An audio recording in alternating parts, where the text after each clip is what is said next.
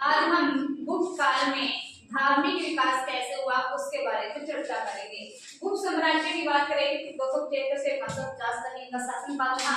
और यदि इसके धार्मिक विकास की बात करें, गुप्त काल को हिंदू पुनर्जागरण का या हम कह सकते हैं हिंदू जो धर्म था इसका स्वर्ण काल कहा जाता है, क्योंकि इस समय ब्राह्मण धर्म या फिर हम कहें हिंदू धर्म के लिए बहुत ज्यादा विकास हुआ। और क्यों कहा जाता है, क्योंकि इस समय गुप्त शासकों के दरबार में विद्वानों ने हिंदी साहित्य या फिर हम कह सकते हैं कला विज्ञान में या धर्म के नाम पर बहुत ज्यादा विकास हुआ। इसलिए इस धर्म में या इस काल को हम हिंदू पुनर्जागरण काल कहा गया। इसी समय ब्राह्मण धर्म का भी पुनरुत्थान हुआ, क्योंकि इससे पहले सातवाहन जैसे हमने पढ़े थे, सातवाहन भी ब्राह्मण थे, लेकिन बीच में कुछ अन्य राजवंशों के आने के कारण जो हिंदू धर्म था या ब्राह्मण धर्म था इसमें बहुत सारी त्रुटियां आई और इनका जो हम कह सकते हैं इनका पतन हुआ।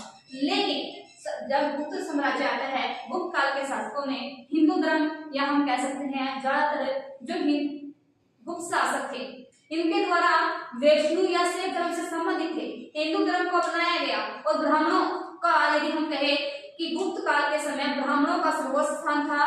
ब्राह्मणों को गुप्त शासकों के द्वारा भूमि दी जाती, दान में भूमि दी जाती थी और सजा से भी मुक्ति ब्राह्मणों को दी जाती थी। हमने पहले भी इस बारे में पढ़ा है। मूर्ति उपासना में जो गुप्त काल था इस समय तीन चीजें मुख्य रूप से मानी जाती हैं कि गुप्त काल में तीन चीजें कौन सी थी। मूर्ति उपासना का केंद्र बन चुकी थी।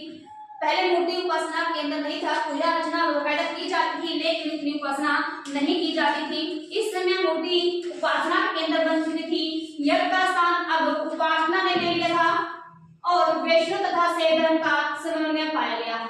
इसमें यानी कि इस समय हमें सबसे ज्यादा वैष्णव और शैव धर्म के बारे में देखने को मिलेगा। बात करें वैष्णव यानी कि भगवान विष्णु की स्तुति के लिए एक में लेख मिलता है। इसमें भगवान विष्णु की स्तुति के बारे में लेख लिखे हुए मिले और ये लेख था बुद्धगुप्त का। उसके बाद स्तुति भगवान विष्णु की स्तुति में जूनागढ़ लेख मिलता है, जिसमें सर्वप्रथम विष्णु के साथ लक्ष्मी का उल्लेख मिलता है। ये था जूनागढ़ लेख। प्रयाग प्रशस्ति में अन्य देवी देवताओं का उल्लेख मिलता है, जिसमें धनादय वरुण यम और इंद्र, यानी कि उस समय गुप्त काल के समय वैष्णव और शैव धर्म तो था ही। वैसे तो हमने देखा कि जैन धर्म भी मिलेगा, उसके बाद बुद्ध धर्म भी कुछ शासकों के द्वारा अपनाया गया। इसके अन्य हम कह सकते हैं कि वैष्णव धर्म का सबसे ज्यादा प्रचार था। वैष्णव के साथ साथ शैव धर्म का भी था, लेकिन अन्य ऐसा नहीं था कि अन्य देवताओं की पूजा नहीं होती थी। प्रशस्ति जो प्रयाग प्रशस्ति है इलाहाबाद में, इसमें हमें धनादय वरुण यम और इंद्र इन चार देवताओं का भी उल्लेख मिलता है कि इनकी भी पूजा होती थी। यहाँ पर जब हम कह सकते हैं गुप्त काल में विष्णु के 10 अवतारों का वर्णन किया गया। 10 अवतार विष्णु के कौन कौन से थे? मत्स्य, कुरम, ब्रह्मा, नरसिंह, वामन, परशुराम, राम, कृष्ण, बुद्ध और कलिक। ये 10 अवतार गुप्त काल में हमने विष्णु के देखे। गगधर अभिलेख, जो ये गगधर अभिलेख था, इसमें विष्णु को मधुसूदन कहा गया।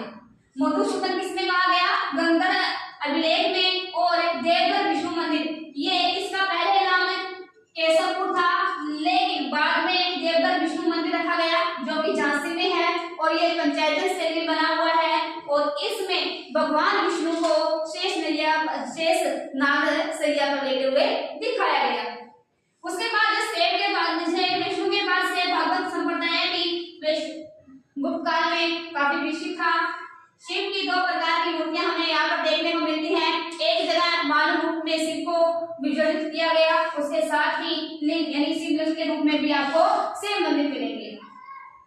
स्कंदगुप्त में बैल वाले स्कंदगुप्त था, जो इसने बैल वाले सिक्के जो सिक्कों पर बैल की यानी कि नंदी की मूर्ति अंकित थी, इससे पता चलता है कि स्कंदगुप्त शैव संप्रदाय से संबंधित था। क्रमदानिक अभिलेख में पृथ्वीसेन द्वारा शिव मंदिर के निर्माण का उल्लेख मिलता है और ये पृथ्वीसेन कुमार गुप्त वंश का मंत्री था।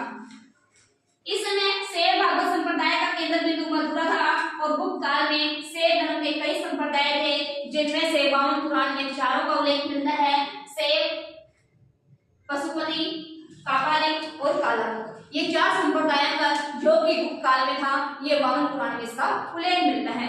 इसके साथ ही बुद्ध जो बौद्ध धर्म था, बौद्ध धर्म के बारे में भी हमें उल्लेख मिलता है। वैसे जो बौद्ध धर्म के लिए मानकोर लेख से पता चलता है कि बुद्ध मित्र द्वारा बुद्ध की प्रतिमा बनवाई गई थी।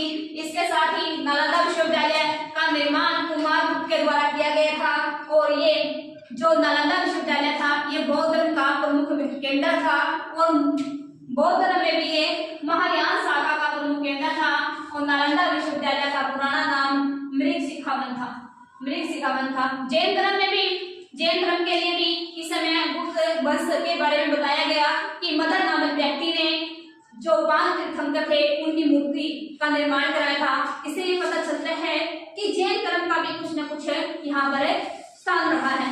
यानी कि हम कह सकते हैं कि वे जो गुप्त साम्राज्य था, इस समय वैष्णव से बौद्ध और जैन धर्म सभी का यहाँ पर एक इक्वल हम कह सकते हैं यहाँ, या कह सकते हैं कि सभी धर्मों को गुप्त शासकों के द्वारा स्थान दिया गया।